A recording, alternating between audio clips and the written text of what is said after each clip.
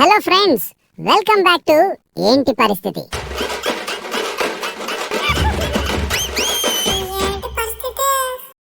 ఈరోజు మనం golden days గురించి మాట్లాడుకుందాం. ఇప్పటి పిల్లల్ని చూస్తే నాకు జాలేస్తుంది, కానీ మనల్ని మనం చూసుకుంటే గర్వంగా ఉంటది. ఎందుకో తెలుసా? ఇప్పుడు పిల్లాడు పుట్టగానే వాడి చేతిలో ఐప్యాడ్ పెడుతున్నారు. మనం పుట్టినప్పుడు మన చేతిలో ఏం పెట్టారో తెలుసా? గోరు ముద్ద లేదా మట్టి. ఇప్పటి పిల్లలు డాడీ ఐ వాంట్ పిజ్జా అని ఆర్డర్ వేస్తున్నారు. మనం చిన్నప్పుడు నాన్న 1 రూపీ ఇవ్వవా, పెపర్మెంట్ కొనుక్కుంటా అని అడిగితే మా నాన్న ఇచ్చిన లుక్కి ప్యాంటు తడిసిపోయేది. వీళ్ళకి దెబ్బ తగిలితే అయ్యో డెటాల్, బ్యాండేజ్, డాక్టర్ అని హడావుడి.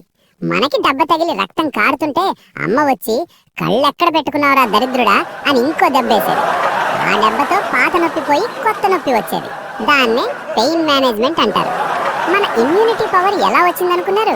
కింద పడిన బిస్కెట్ ని 3 సెకండ్లు అవ్వలేదు కదా అని దులుపుకొని తినడం వల్ల వచ్చింది. ఈరోజు మన చిన్నప్పటి ఆణిముత్యాల గురించి మాట్లాడుకుందాం. సిద్ధంగా ఉండండి. మన ఇండియాలో అమ్మలకి ఒక స్పెషల్ టాలెంట్ ఉంది. అదే ఫ్లయింగ్ చెప్పల్. అమ్మ కిచెన్ లో ఉంటది, మనం హాల్లో ఉంటాం. మధ్యలో 2 గోడలుంటాయి. అయినా సరే అమ్మ విసిరిన చెప్పు గాలిలో కరువు తిరిగి వచ్చి కరెక్ట్ గా మన వీపు మీద పడుద్ది. ఆ గుడి చూస్తే ఒలింపిక్స్ లో గోల్డ్ మెడల్ మన అమ్మకే ఇవ్వాలి అనిపిస్తుంది. అమ్మ దగ్గర ఉండే ఆయుధాలు అన్ని ఇన్ని కావు. 1 చీపురు కట్ట, లాంగ్ రేంజ్ మిసైల్. 2 చపాతీ కర్ర, హెవీ డ్యామేజ్. 3 గరిటె, ఇన్స్టెంట్ పెయిన్. ఇవన్నీ అయిపోయాక బ్రహ్మాస్త్రం ఒకటి ఉంటది. అదే సెంటిమెంట్, అంటే ఇమోషనల్ బ్లాక్మెయిల్. మనం కూరలో ఉప్పు తక్కువైంది అంటే చాలు అమ్మ స్టార్ట్ చేస్తుంది. పొద్దున్నే లేచి మీకోసం చాకిరీ చేసి గ్యాస్ మంట ముందు నిలబడి వండుతుంటే వంకలు పెడతావా? అసలు నన్ను చంపేయండిరా, చంపేసి మీ నాన్నని ఇంకో పెళ్లి చేసుకోమనండి, అప్పుడు వస్తుంది సవతి తల్లి, అప్పుడు తెలుస్తుంది మీకు. అమ్మ బాబోయ్, ఒక్క ఉప్పు కోసం ఇంత డ్రామానా? చివరికి మనం ప్లేట్లో ఉప్పు కాదు కదా కన్నీళ్లు కలుపుకొని తినాలి. ఇంకా అమ్మకి డబ్బాలు దాచడం అంటే పిచ్చి.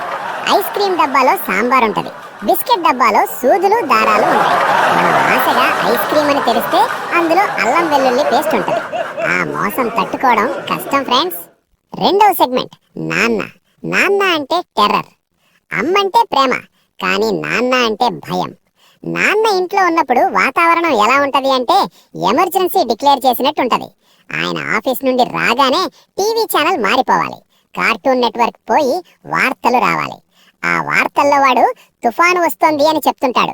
ఇక్కడ మా నాన్నను చూస్తే మాకు చెమటలు పడుతుంటాయి. ముఖ్యంగా ప్రోగ్రెస్ రిపోర్ట్ సంతకం రోజు, అదొక డెత్ డే. రిపోర్ట్ కార్డు పట్టుకుని నాన్న దగ్గరికి వెళితే ఆయన సైన్ చేయరు, మన జాతకం చదువుతారు.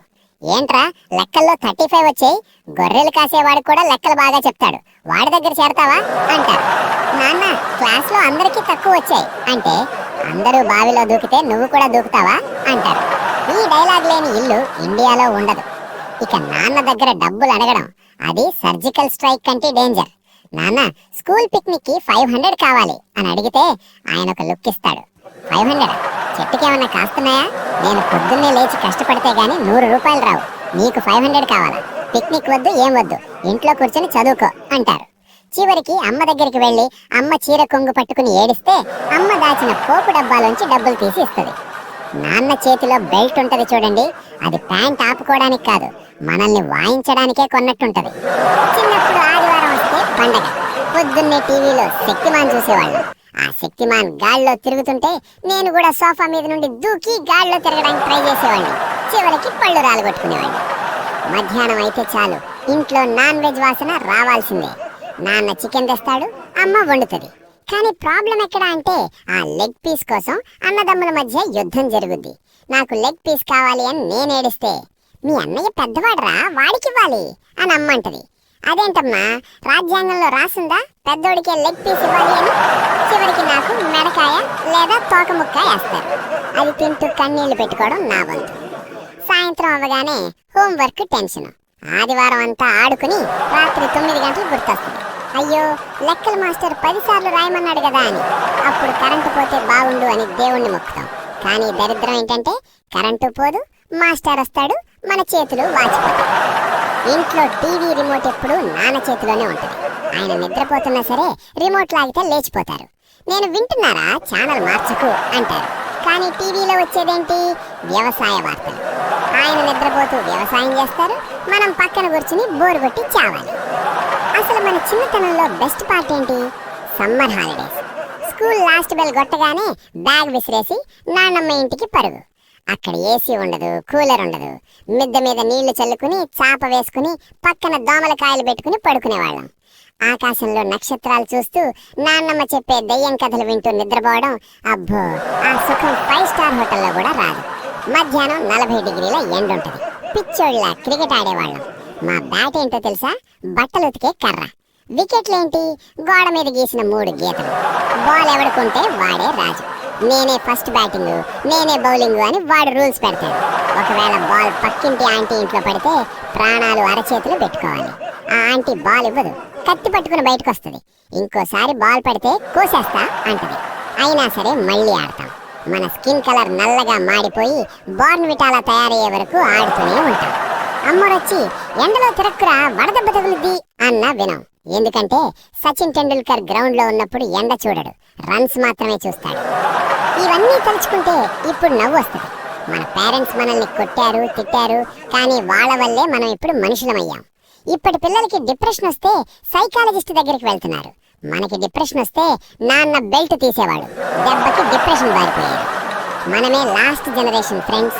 రోడ్డు మీద మట్టిలో ఆడుకున్న వాళ్ళం, కరెంటు పోతే అంతాక్షరి ఆడుకున్న వాళ్ళం, ల్యాండ్ లైన్ ఫోన్లో గంటలు గంటలు మాట్లాడిన వాళ్ళం, 10 రూపాయల కోసం నాన్న జేబులో దొంగతనం చేసి దొరికిపోయిన వాళ్ళం. We are legends. ఇప్పటి పిల్లలకి ఆ ఫీలింగ్ తెలియదు. వాళ్ళకి కేవలం వైఫై సిగ్నల్స్ మాత్రమే తెలుసు. సో మీలో ఎంతమందికి అమ్మ చేతిలో దెబ్బలు తిన్న ఎక్స్పీరియన్స్ ఉందో కామెంట్ చేయండి. ఈ వీడియోని మీ స్కూల్ ఫ్రెండ్స్ గ్రూప్లో, కజిన్స్ గ్రూప్లో షేర్ చేయండి. నాన్నకు మాత్రం షేర్ చేయకండి, మళ్ళీ కొడతారు. లైక్ కొట్టండి, సబ్స్క్రైబ్ చేసుకోండి. ఇట్లు అమ్మ దెబ్బలు తిని పెరిగిన మీ ఏంటి పరిస్థితి రాజా. జై 90s kids. Thank you for watching this video. If you enjoyed it, please hit the like button and the bell notification icon.